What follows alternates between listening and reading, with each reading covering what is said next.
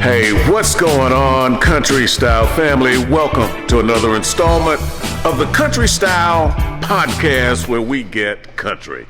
Art Fennell here with you again, and you can tell my backdrop is a little bit different. And you're probably wondering, where the heck is Art today?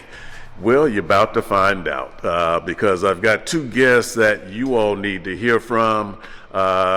These guys are the example of what you can do when you come together with a plan and then execute that plan despite the obstacles, and you're about to meet them right now. Hey, I am in, what do we call this, Venice? Am I saying it right? Venice, Louisiana. Venice, Louisiana. I got Mike Corbin and Kevin Singletary. These guys are the owners and operators of Fields and Waves Outdoor Adventures, where they are running a marina. They've got, well, I'm just going to let you guys tell it. And they are hosting Country Style for our adventure. Guys, thank you for having us, man. How do you feel today? I'm feeling great. Thank y'all for coming down, man. We're really glad y'all are here.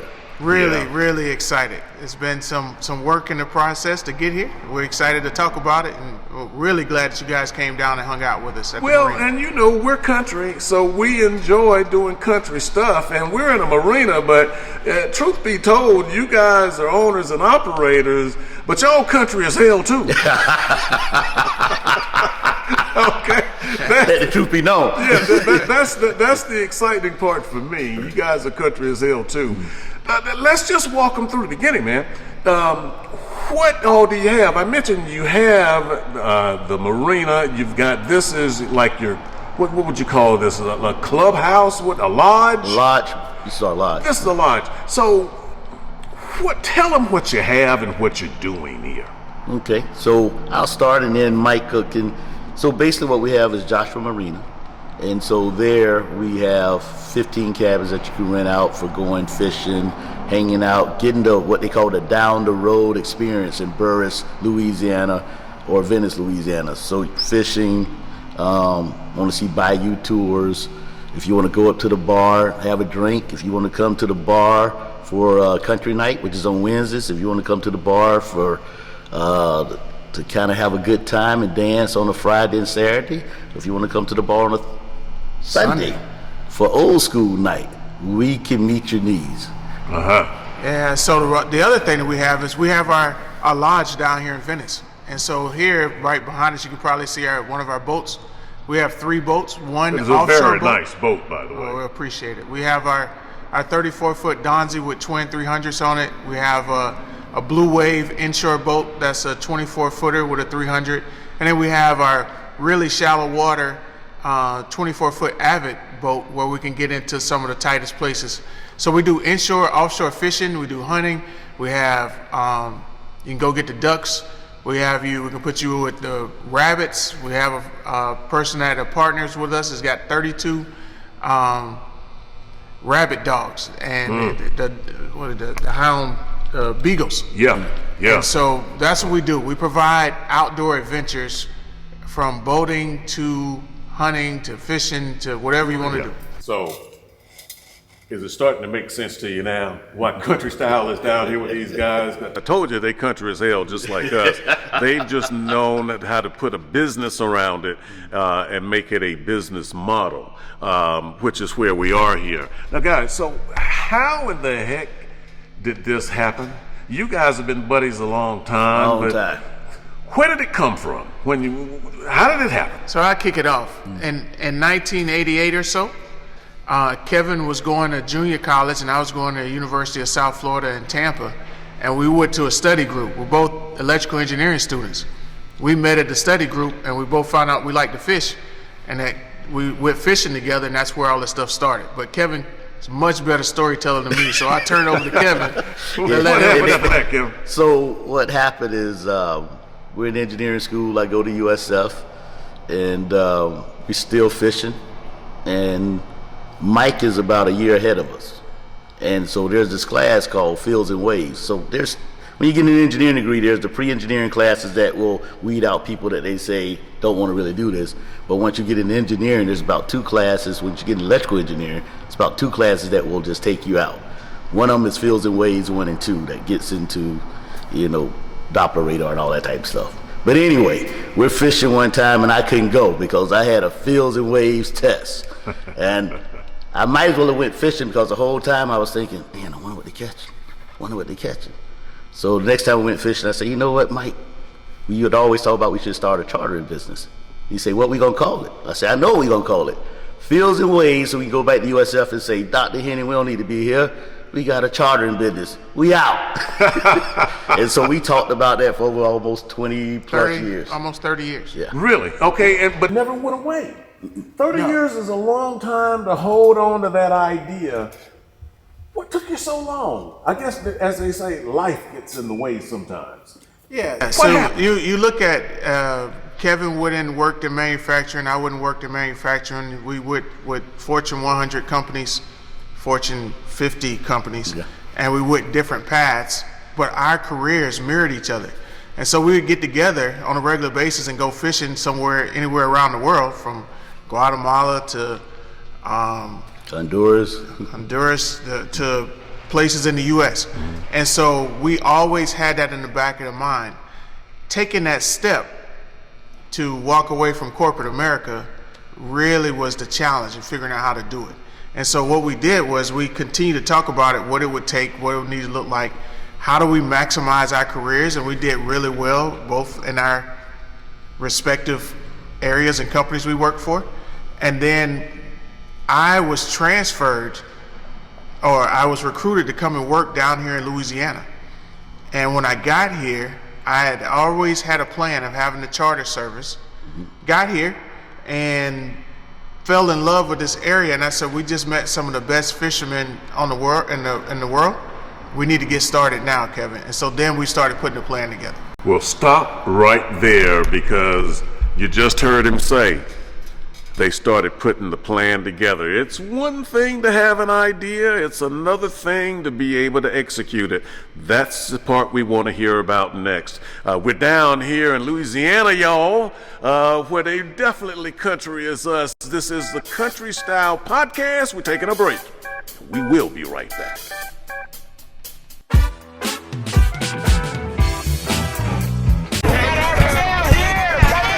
Okay, now Country Style family, how'd you like to come party with us in the Queen City? That's right, Country Style is headed to Charlotte, North Carolina. Uh-oh. It's me. Here's him. Myself and I. Already. Go. Let me show you what we got. Yeah, it's a meet and greet where we'll be sharing some love That's what we talking about. That's how with our North Carolina Country Style grill masters. They'll be the only ones cooking. that Merc sauce. Folks from Fayetteville, North Carolina know about that Merc sauce. It's the one and only Dirty Bird, Eastern North Carolina. We here. Welcome. Man. Yeah. That's right, it's our North Carolina Country Style Grill Masters only for this event, and they will have smoke in the air March the 15th. This meet and greet takes place from 12 to 5 at the Z-Max Dragway in Concord. Now, all of your country style favorites, we will be there hanging out and looking for you. And here's the best part, there's no cover charge. It's free to come hang out. Oh yeah, there he is right there. Big Wally's in the house. Working the ribs. What's up with them ribs, man? Man, got some rib tips here. Got that Big Wally rub on them. We're doing it. We're doing it country style today. Oh yeah. Got to have you some butt-naked chicken wings. Again, come join us March 15th at the Z-Max Dragway, located at 5555 Concord Parkway. Again, it's a free event. You can't afford not to be there. We'll see you soon. There you go, right. CJ More food is blessed and highly flavored, baby. Blessed and highly flavored. Man, close that down, man. Come on, before you cause a riot Come on, out here. I don't want to Close do it down. Come on now. Close it down. I ain't gonna spoil it Close it down. I ain't gonna spoil it because I can't call it, but the people. Country style, baby. Look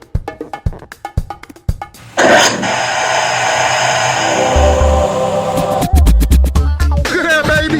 These ribs. Look at that. Oh, that's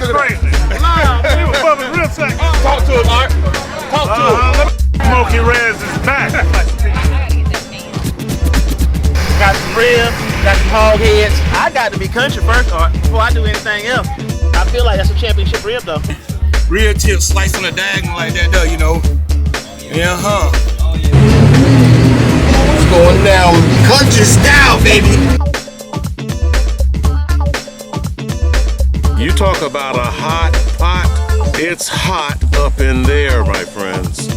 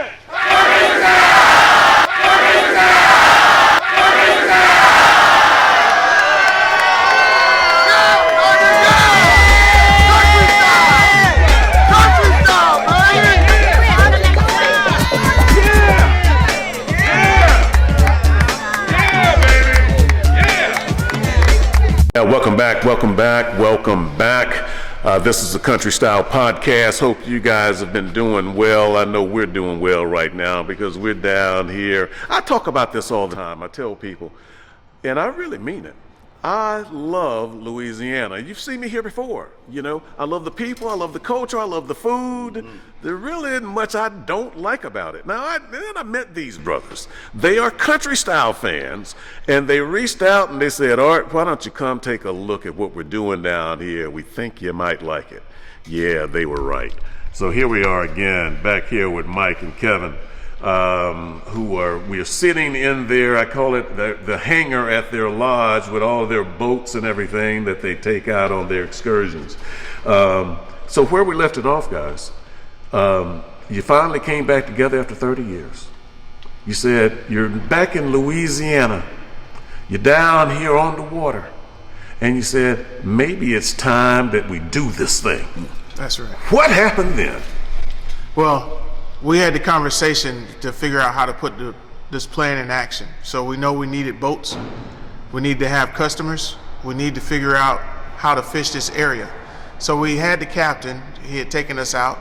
It was a brother that's down here that has been doing really well fishing from this area his whole life, and we decided to build a business around him. You were building a team. Yes, right. That's right. So really proud to say Derek Williams was the guys that got us kicked off in this business. And so I initially went out and bought the first boat and had Derek start chartering on that. He became our captain, and he was chartering on it. Kevin and I had agreed on getting the boat. Kevin came down shortly thereafter, and he fished and fell in love. And then it was time for the second boat, the offshore boat. So I bought an inshore boat. Kevin got the offshore boat that's behind us. And then we started the next steps of the plan. We started looking for property where we could have our lodge, where we can have our customers come in to stay with us. And we were trying to do that. And with everything comes challenges. Sure. So we found a piece of property down there, and we're in southern Louisiana, and it's all about who you know and the relationships you have. And we just didn't have the right relationships for the property we wanted, and they undercut us and took the property. That's called politics, too. That's called pissed off when you thought you had that property, right? Yeah. And one of the things that's interesting, Art, is that Kevin and I talked and said, you know what? At the end of the day, that wasn't supposed to happen That for wasn't us. for us. At that time. So let's not be mad about that. Let's just take that energy and put it towards the next step. And literally 4 or 5 weeks later, this opportunity came up to get this property, which is pretty amazing. Yeah, well, see, there's a whole lot I want to unpack in this because you've touched on a couple of things that's real important for people watching this, thinking that, hey, I got a vision, I got a plan, there's some stuff I want to do too. One, you said you had to go buy the boat, you had to buy the property, Okay, that means you had to have some money. We're going to talk about the financial challenge because everybody's not financially ready. And how can you get around that? And then two, overcoming the obstacles, offsetting the challenges when you're dealing with politics now. You're in a political atmosphere where they don't want you there. The haters are trying to block you and all of that stuff. And you had the patience to come together. And then the other thing was, and I think this is very important, you got a good team of people that you know and trust and like. Yes, indeed. And you guys were buddies. Right, yes. So out of all of those three things, was there one that was more important than the other, or they were all equally important? Well, I think the trust between Mike and I. You know, if Mike is in my house, and no matter what's in there, I don't think nothing's gonna leave, right? Trust him with my daughter and my child. You know, you gotta trust somebody to trust them with your daughter, your child. So for me, we've known each other all this time. He would do anything for anybody. We've been talking about this. So when we looked at the price, we said, okay, we can make it happen. Now, this building did not look the way it looks now. And so basically made the down payment, then actually paid it off. And then Mike went to work on doing the construction and the rehabbing. And there was actually some investors looking at us at first, and when they saw the condition of the building, they backed out. A year later, we got a call saying, man, this place is outstanding. The city came by as we were getting our, you know, the compliance and whatnot. He was standing by, one of the commissioners stood in here and said, man, this place looks awesome. How can I help you? And so with him saying, how can I help you, that started to open up some of the relationships. Mike being down here. Well, before you do that, a little earlier, we had a chance to take a little tour. And I want them to see how you transform this place. So take a look at this. So when people pull up here, they kind of like get discouraged by the outside look. And they like, and I can tell in their voice that they're discouraged. And I'm like, it's okay, because I know what they're about to see when they walk through the door. And as soon as they come in, they're like, oh yeah, we stand. How we pay. So it's not as good looking on the outside, but once you walk in, you're in for a nice little treat, little surprise. But when they first started, the outside looked just like the inside. Yeah. So I used to walk in like, what's Mike and them doing? And say, when they open up the door, they all start cheering. So they won't go anywhere else but here. They like to come here and have a run of the place. Yeah. Wait though. Say again? Tell them about these alligators all over the floor. Yeah, so those are 3D pictures that you can see the alligator raises up out the floor. So it was just kind of a nice look to kind of talk about the area that we're in. So when you go out fishing, you're going to see the alligators when you go out there. So we just kind of put them into the floor. We've had people walk in and get a little start.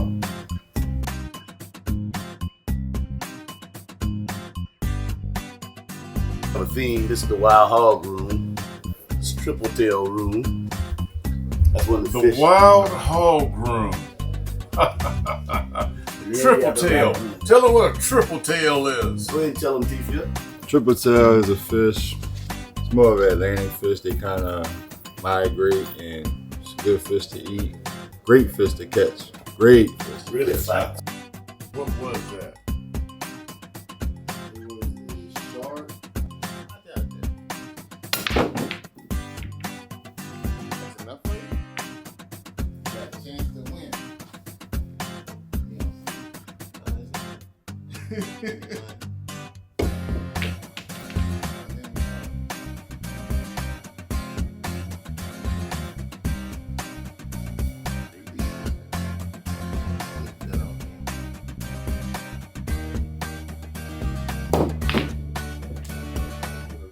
Yeah, it's very nice. I mean, when you walk around it and see the rooms, and you can see what happened there. So you were able to pull that together. Mike, everybody ain't got the money, man. Right. I mean, that's just a fact of life. Is it hard? Did you guys have to take out loans? Did you go to lenders, or did you operate on your own savings and 401ks? How did you do it? Because I'm sure people are interested in knowing how you can pull something like this off. Yeah, the best way to answer that is to just say yes to everything you just asked. Exactly. So we had to leverage savings, had to leverage some 401k money. We had to go in and leverage relationships and friendships and others. You know, it was easy enough to have some solid credit to go out and buy a boat and get the boat on credit. You know, it's not like we went out and paid cash for it. And so you're able to get started. But you have to have people to captain that boat. Yeah. And so you have the finances available to get you started, and then you have to continue to work. And so it's not been easy. The money gets tight. You try to figure out how to make it to the next one. But so far, we've been pretty blessed that we've been able to stay afloat and make it happen. Let's tell them one more time the services and accommodations that you offer. If people are interested in trying to get here, they want to come support you, they want to know what you do, they want to meet you guys, and they want to hang out with you wherever they are in the United States or beyond. What are you offering them? So we have a marina that has 15 cabins in it, and each cabin has 2 bedrooms, full kitchen, washer, dryer. We have a couple deluxe cabins that can sleep up to 8 people in those cabins. So if you want to bring your whole family down and bring them out on a adventure, you want to bring your Cub Scout troop or Girl Scout troop, we have rooms for them there up at the marina. Down here at the lodge, we have 6 rooms here at the lodge, and you can put between 2 to 4 people in each room. And the lodge is really nice because it's got a full kitchen, it's a shared accommodations, plenty of room. We got a gated property where you can bring your own boats down. If you want to bring your RV down, we have spots. We have 2 RV spots up at the marina, and we have 4 spots down here at the lodge where you can come and stay for the weekend. So you're trying to offer full services here, a family-friendly atmosphere, and a lot of fun, particularly if you're looking for outdoor adventures with fields and waves. Right. So I give you 2 great examples. One individual brought his 80-year-old dad, his dad's best friend, and a friend that was a widower. And they went out fishing, and the guy called me and said, "Man, thank you." He said, "To look at my dad and his friends have that experience just brightened my heart." Others have come and said, "Man, when I came down here and went fishing with y'all, I felt like I was on TV. I felt like I've never fished like that before. It was like seeing the gators, seeing the hogs, going through the bayou."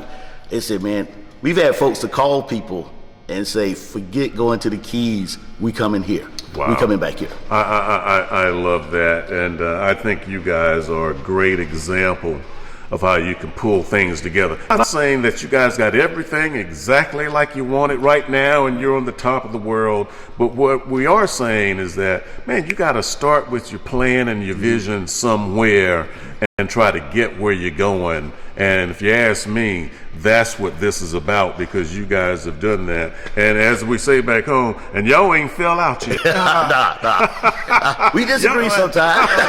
You know, the good thing is that we talked about it, and then we made up our mind, and we said we're going to stop talking about it. We're going to do it. Right? Yeah. Now Kevin's got other side businesses, and I have other side businesses that we've run and we've done. But we said we were going to do this together. Yeah. And the good thing about our relationship is that neither one of us gets too offended when the other one cusses him out. Well, there you go. So That's the best of all right there. Open and honest. Hey, we're about running short on time here. Tell them how they find you if they want to come check you out. Well, the best thing to do is call Joshua's Marina, and we'll provide all that information. We'll put that on the slide so you can show that so people can see it. Or you call me directly, and I'm Mike Corbin. You want to book a trip, a place to stay, or something to see in southern Louisiana, you just call me, Mike Corbin, and I'm going to give you my number. Yeah. 615-566-0542. Blow him up! Blow him up! Hey, I've done this before. Hey, I have done this before, and that's one thing I love about you all. You all do respond, because somebody that's watching right now, you're thinking that's exactly what you've been looking for, or something different that you want to try, and so now you know. And that's why I do this. I mean, hey, you know, we country. Y'all done seen us around the house and in the backyard cooking whatever in the pot and on the grill. But occasionally, you know, I like to get out, and I like for y'all to meet other people too, because there are people who are doing things that I think that you all ought to know about. And these two guys over my shoulder are two of them. And if you can, let's support them. We got to support our own, right? And come on out.